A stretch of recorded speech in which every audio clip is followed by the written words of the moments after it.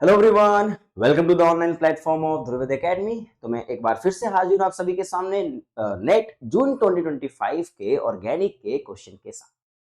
तो अगला सवाल मैं आपके सामने जो डिस्कस कर रहा हूं ये है स्टीरियो केमिस्ट्री के पार्ट बी का सवाल, जो हमसे कन्फर्मेशंस के बारे में पूछा गया था।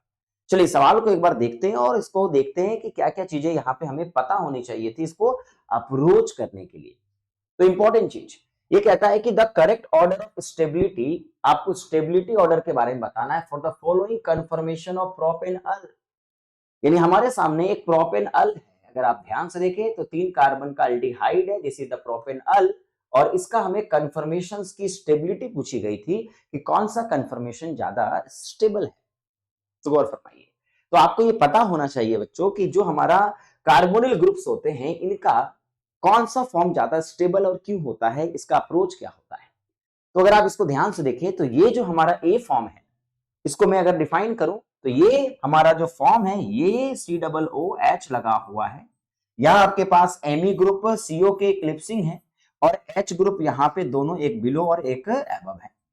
तो अगर मैं इसको रिप्रेजेंट करूं इसके न्यूमन फॉर्म के साथ तो आप देख सकते हैं कि ये कुछ इस तरीके से रिप्रेजेंट होगा।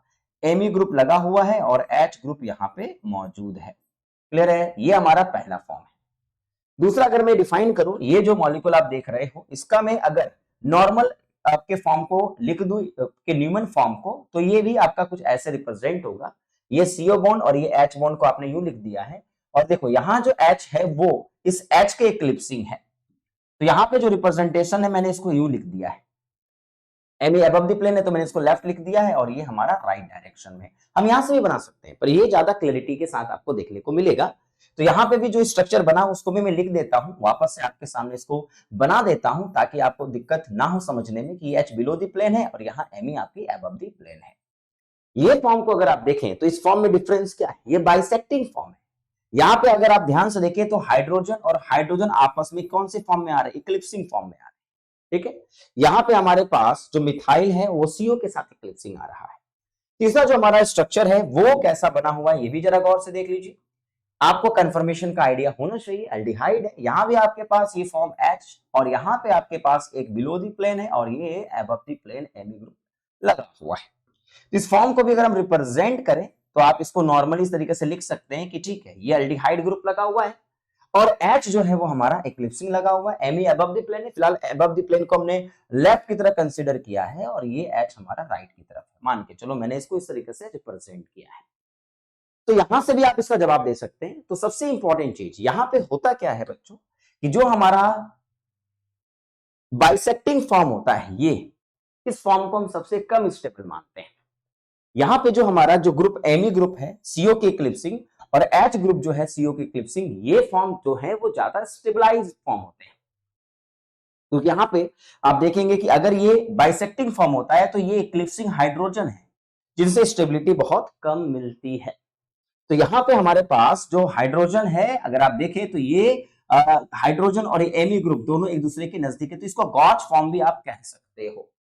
यहां जो हाइड्रोजन और H ग्रुप लगे हुए हैं दोनों एंटी पेरिप्लेनर के फॉर्म में लगे हुए हैं। तो ये माना जाता है कि जो हमारा CO बॉन्ड के जो ग्रुप है अगर वो मिथाइल है वो इक्लिप्सिंग है तो ये फॉर्म इस फॉर्म में ज्यादा स्टेबल पाई जाती है। तो कार्बोनिल ग्रुप, अल्कीन ग्रुप, इनके जो इक्लिप्सिंग CO बॉन्ड के जो ग्रुप होते हैं, बल्कि ये ग्रुप जो है वो इक्लिप्सिंग फॉर्म में अगर हो वो ज्यादा स्टेबलाइज्ड है, वो कम एनर्जेटिक होते हैं। इसलिए सबसे ज्यादा स्टेबल फॉर्म अगर आप इसको देखें तो ए जो है वो सबसे मोस्ट स्टेबल माना जाता है इस केस में। तो याद रखिएगा CO के इक्लिप्सिंग बल्कियस्ट ग्रुप को रख दीजिए। और यहां भी ये जो फॉर्म है जो बाइसेक्टिंग फॉर्म है जहां H और इक्लिप्सिंग है अगर आप देख रहे हो, ये फॉर्म सबसे लेस स्टेबल माना जाता है, इसलिए बी को कम स्टेबल माना जाएगा। और ये जो गॉच फॉर्म है ये फॉर्म आपकी मिडिल फॉर्म में रहेगी, बिकॉज ये भी H और H के साथ आप समझिए तो O के साथ इक्लिप्सिंग है। आप CO के साथ इक्लिप्सिंग रहिए, आपको कोई स्ट्रेस नहीं है, लेकिन आप H के साथ इक्लिप्सिंग नहीं रख सकते। तो इक्लिप्सिंग जो H के साथ है उसकी स्टेबिलिटी सबसे कम कर दीजिए। और उसके बाद आप देख सकते हैं यहां H और Me का जो इंटरेक्शन है वो गॉच इंटरेक्शन है, नजदीक है, ये सबसे दूर है। तो H के रिस्पेक्ट में जो अपोजिट है वो ज्यादा स्टेबल होता है। क्लियर होगा, इसलिए यहां पे जो आपका आंसर है वो ACB राइट आंसर होता है। इसलिए आपको confirmation of normal alkenes and carbonyl compound के अच्छे से पढ़ने चाहिए, बिकॉज ये हमसे सवाल एग्जाम में पूछा जाता है कई बार। तो ये सवाल कैसा लगा आपको, अप्रोच कैसा था, कैसा आपको समझ में आया? और साथ के साथ अगर आप सेशन को समझ पा रहे हैं तो लाइक जरूर करिएगा, चैनल पे नए तो सब्सक्राइब जरूर करिएगा। और आज के लिए स्पेशल डिस्काउंट एक दिया जा रहा है, तो आप सभी इस डिस्काउंट का यूज कर सकते हैं। ध्रुव एकेडमी पे जो कोर्स रन हो रहे हैं उसमें 50% का ऑफ आपको दिया जा रहा है। तो चैनल पे अगर आप नए हैं तो डाउनलोड कर लीजिए हमारे एप्लीकेशन को, डिस्क्रिप्शन में लिंक भी गिवन है, वहां ऑर्गेनिक के बहुत सारे कोर्स आपको देखने को मिलेंगे, उनको पढ़ करके आप ऑर्गेनिक स्ट्रॉन्ग कर सकते हैं। ठीक है, थैंक यू सो मच।